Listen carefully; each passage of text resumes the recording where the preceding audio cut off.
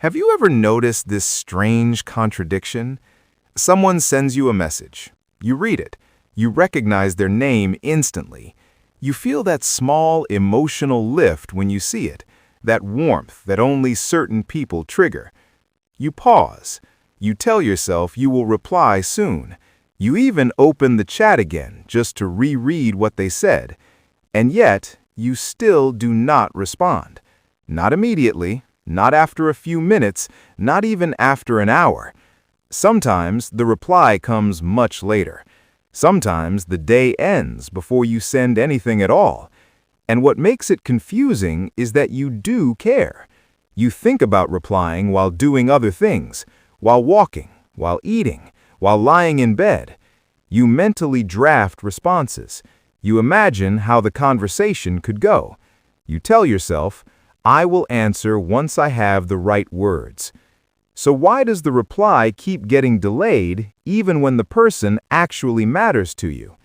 This is the psychology of people who delay responding to messages, even when they care deeply. And the real reason is not what most people assume. Because for many people, delay is not disinterest. It is depth. It is emotional processing. It is internal timing. It is self-regulation. Let us break it down. Point 1. They experience emotions before action. Some people do not respond from habit. They respond from feeling. When a message arrives, especially from someone important, their brain does not treat it as simple information. It lands emotionally first. The words activate memories, past conversations, shared moments, unspoken expectations. Their body reacts before their mind does. A slight tension, a flutter, a sense of responsibility, or even vulnerability. Psychology describes this as affect-first processing. Emotion comes before behavior. So replying is not automatic. It requires alignment. They want their response to match their emotional truth, not just fill the silence. If they're unsure how they feel, they wait, not because they don't know what to say, but because they know what they don't want. They don't want to sound careless. They don't want to sound distant. They don't want to misrepresent their inner state. Sending a reply that doesn't match how they feel feels dishonest to them. This pattern is common in people with high emotional awareness, high empathy, and a strong inner world.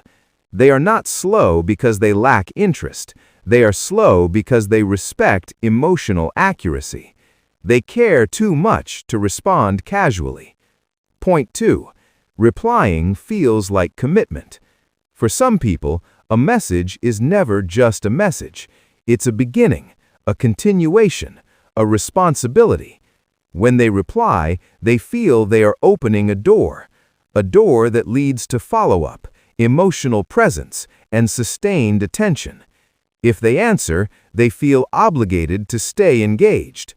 So when they are tired, overstimulated, or mentally overloaded, they pause. Psychology connects this to cognitive load. Their mental capacity is already stretched. Work, family, thoughts, stress. Adding a conversation feels like adding weight, even if the person matters. This is especially true for introverts. Introverts do not dislike people. They manage energy. They are deeply present when they engage, which means they cannot always engage. So they wait until they can show up fully, instead of responding while depleted. They delay not because you are unimportant, but because they respect the interaction. They don't want to respond halfway or disappear mid-conversation. Point 3. They are afraid of being misunderstood. Text removes tone, facial expression, timing, context, and some people are intensely aware of that. They grew up being misread, corrected, or told they meant something they didn't. So now they choose words carefully. They type, they reread, they delete, they rewrite. They pause because they are calculating impact. Psychology links this to rejection sensitivity and social anxiety. They are not afraid of connection, they are afraid of misinterpretation. They know one sentence can be taken the wrong way, one delay can be misread, one word can change the meaning. So silence becomes a temporary shield. They tell themselves, if I wait, I can respond more clearly. To them, a delayed reply feels safer than a misunderstood one. Ironically, their effort to protect the connection creates confusion. Point 4. They don't want instant access to define the relationship. Some people delay replies intentionally because they value autonomy.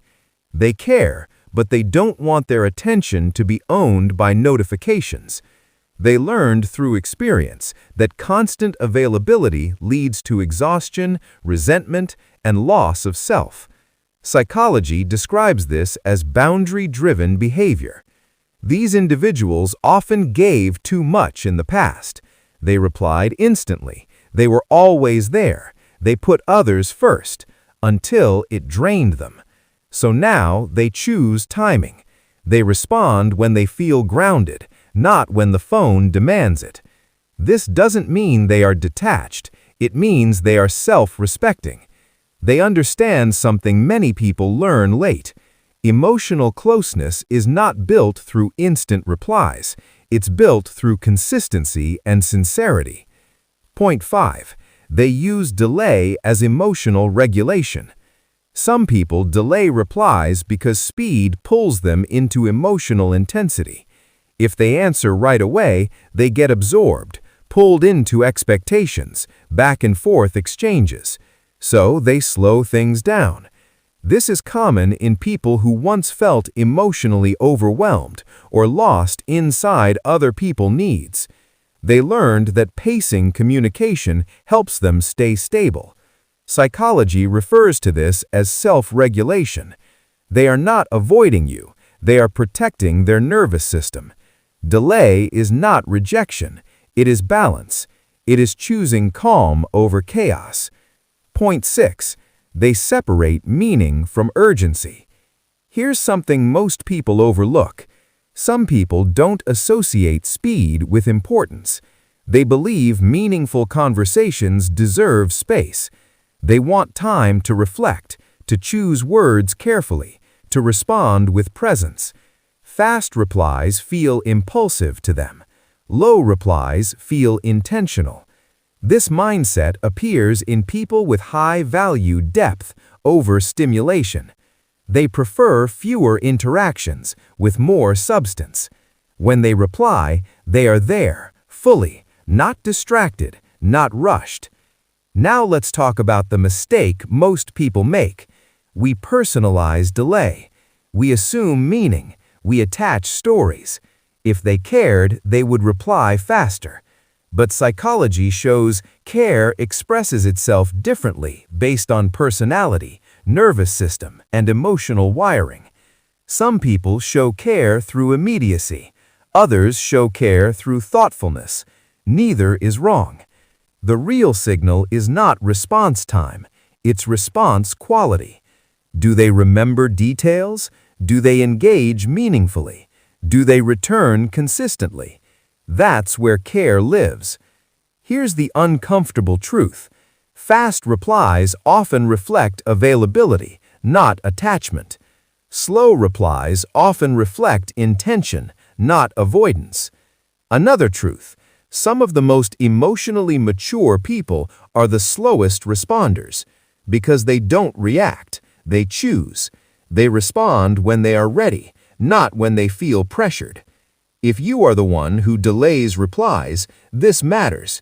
You are not cold, you are not distant, you are not broken. Your nervous system values space, your mind values clarity, your heart values honesty. And if you are the one waiting, feeling uncertain, feeling unsure, understand this.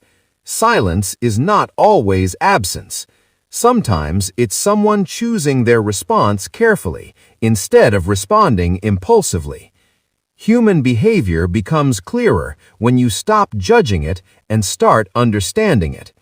If this resonated, if it made you feel seen or helped you understand someone better, subscribe for more Psychology Decoded, because the mind is always communicating, even when the phone stays silent.